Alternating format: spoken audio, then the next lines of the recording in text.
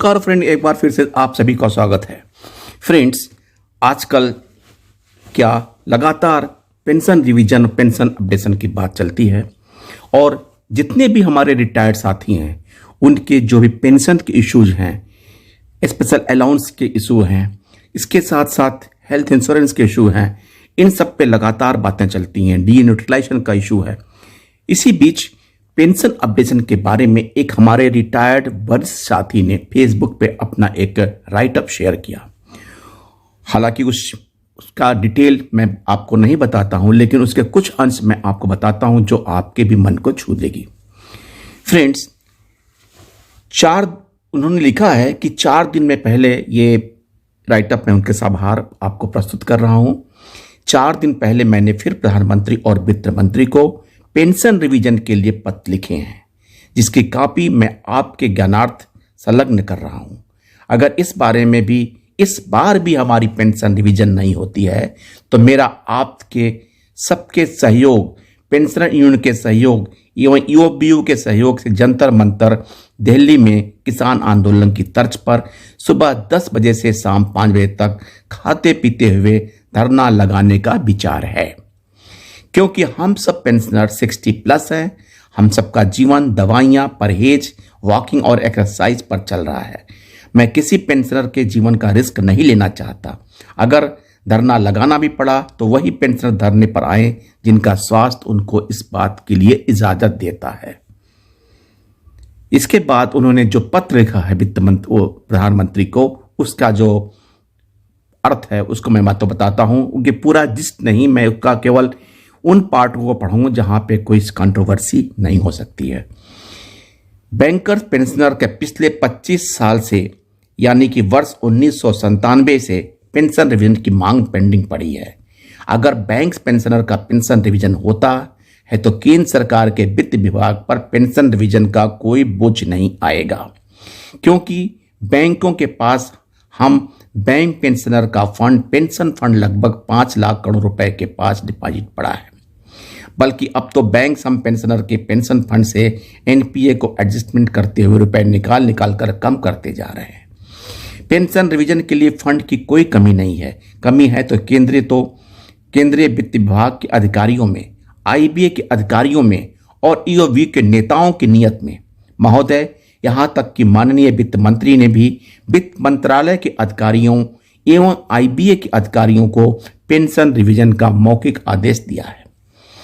क्योंकि reserve bank pensioner का pension revision तो रिजर्व बैंक के कार्मिकों के वेज रिवीजन के साथ साथ हो जाता है, तो हम सब बैंक पेंशनर का पेंशन रिवीजन भी बैंक कार्मिकों की वेज रिवीजन के साथ साथ हो जाना चाहिए। महोदय, यहां तक कि माननीय वित्त मंत्री ने वित्त मंत्रालय के अधिकारियों को, एआईबीए के अधिकारियों को पेंशन रिवीजन का मौखिक आदेश दे रखा है।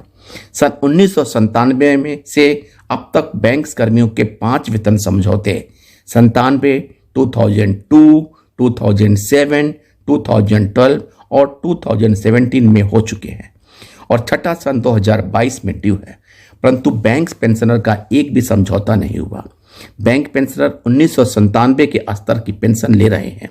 यह बैंक पेंशनर की कितनी दर्दनाक स्थिति है अगर आप समझें तो।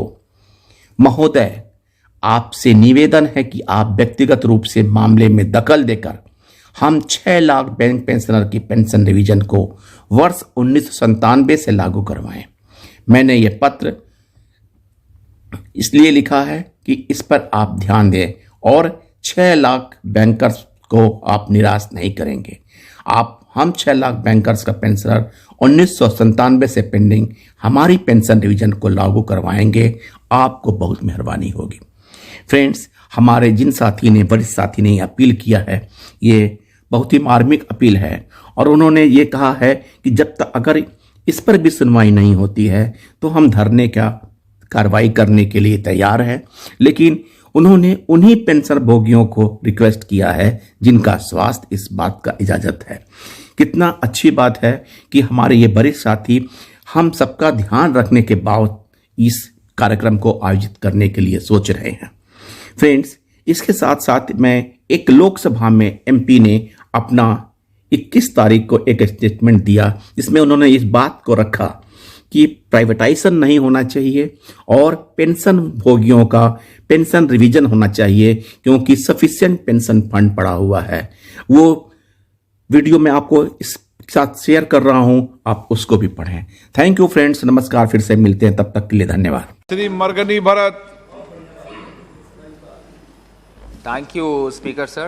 I take this opportunity to raise an important issue to stop the privatization of public sector banks, sir.